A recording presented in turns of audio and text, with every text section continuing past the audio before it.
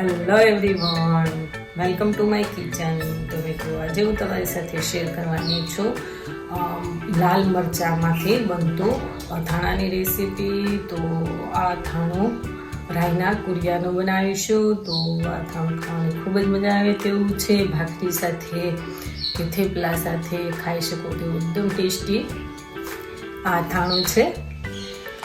તો મિત્રો, મારી ચેનલમાં હજી સુધી તમે નવા હોય તો મારી ચેનલને લાઈક કરજો,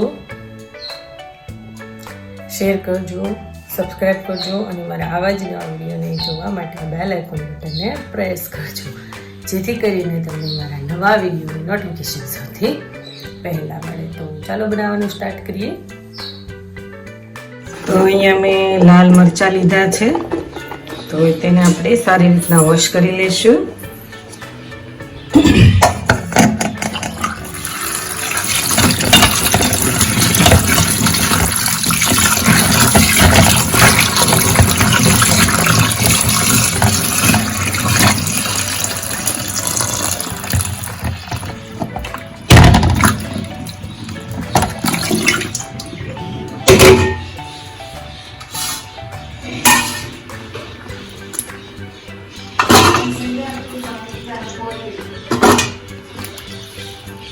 તો એક બાઉલમાં લઈ લઈશું. તો આ રીતના આપણે મરચાંને વોશ કરી લીધા છે. તો તેનો આગળનો ભાગ જે છે તે આપણે કટિંગ, તો આ રીતના બે ભાગ કરી લઈશું અને અંદરની જે નસ છે તે આપણે આ રીતના છરીના મદદથી કાઢી લેવાની છે. એટલે આપણા જે મરચાં છે થોડાક તીખા ઓછા રહે.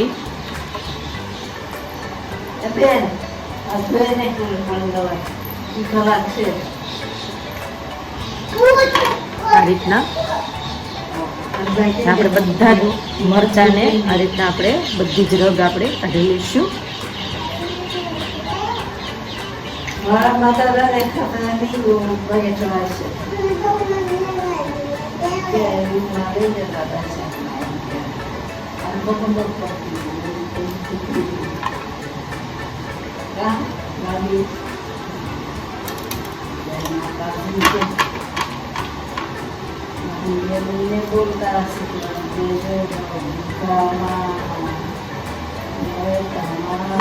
કટિંગ કરી લીધા છે મરચાંને અને અંદરની જે નસ છે તે મેં કાઢી લીધી છે અને તેમાં મેં 2 ગ્લાસ જેટલું પાણી લીધેલું છે અને તેને આપણે આ રીતના વોશ કરી લીધા છે.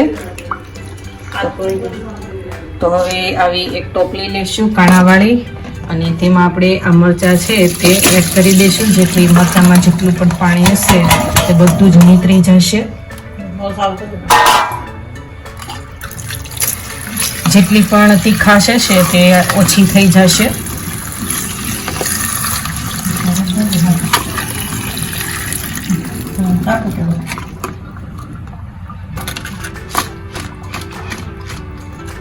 તો હવે તેને આપણે 1 કલાક સુધી નીતરવા દઈશું. આપણા મરચાં છે તે બધા નીતરી ગયા છે, એટલે કે પાણી નીચે જતું રહ્યું છે અને એકદમ કોરા એવા થઈ ગયા છે.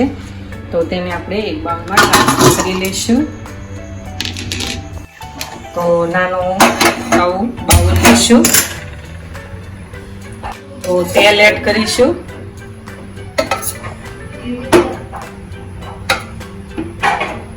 ચાર ટેબલ સ્પૂન જેટલું.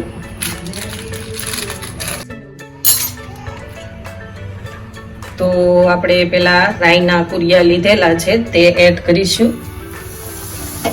ગેસ ઓફ કરી દઈશું.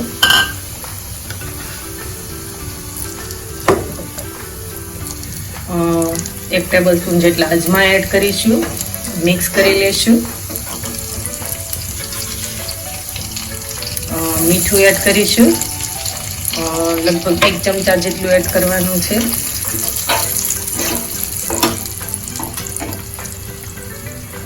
એક ટેબલ સ્પૂન હળદર પાવડર એડ કરીશું. મિક્સ કરી લેશું. હજી થોડી ચપટી કેવી હળદર એડ કરીશું. આ આ રીતના ગેસ ઓફ કરી દેવાથી આપણા જે રાઈના કુરિયા છે તે બળી ન જાય, એટલા માટે આપણે ગેસ ઓફ કરી દેવાનો. થોડા ઉપરથી પાછા અજમા એડ કરીશું, મિક્સ કરી લેશું. હવે તેને ઠંડુ થવા દઈશું.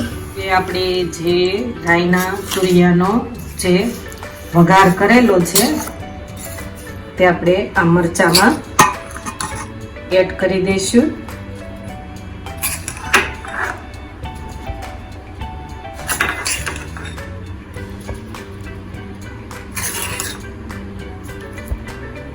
તો હવે આપણે તેમાં લીંબુ એડ કરી દઈશું.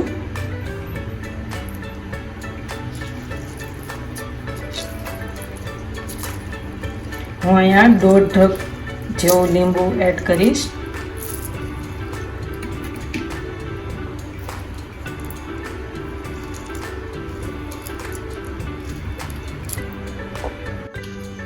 તો મિક્સ કરી લેશું.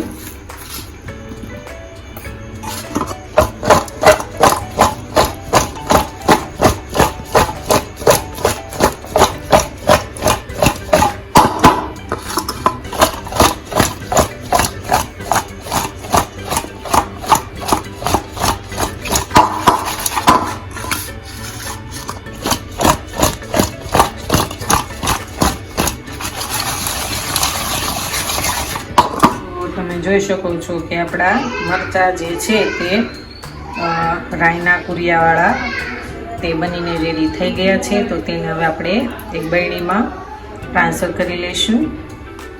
તો મિત્રો તમે જોઈ શકો છો કે આપણે મરચાંનું 1 દિવસ જેવું થઈ ગયું છે અને આપણો જે વઘારેલો રાઈનો બોળો છે તેમાંથી પાણી પણ છૂટું પડી ગયું છે.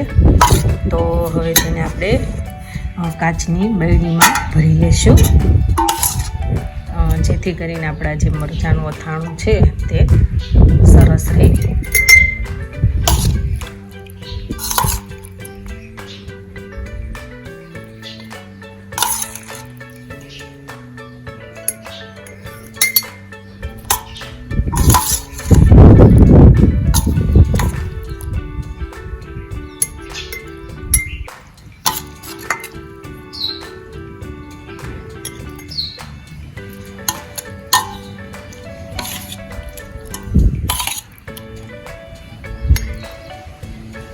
તો આ જે રસો છે તે પણ આપણે તેમાં એડ કરી દઈશું.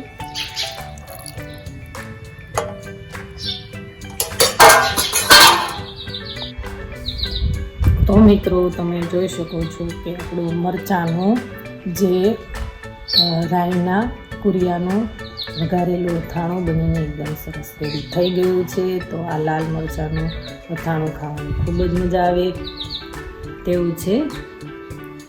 તો મિત્રો આ રેસીપી ઘરે બનાવવાની પણ જરૂર ટ્રાય કરજો. ખૂબ જ ટેસ્ટી અને સ્વાદિષ્ટ એવી લાગશે અને ભાખરી સાથે પણ ખાઈ શકો છો. એકદમ ટેસ્ટી આ અથાણું છે. તો હવે આપણે નવા વિડીયો સાથે ફરી મળીશું. Thank you for watching. Bye bye.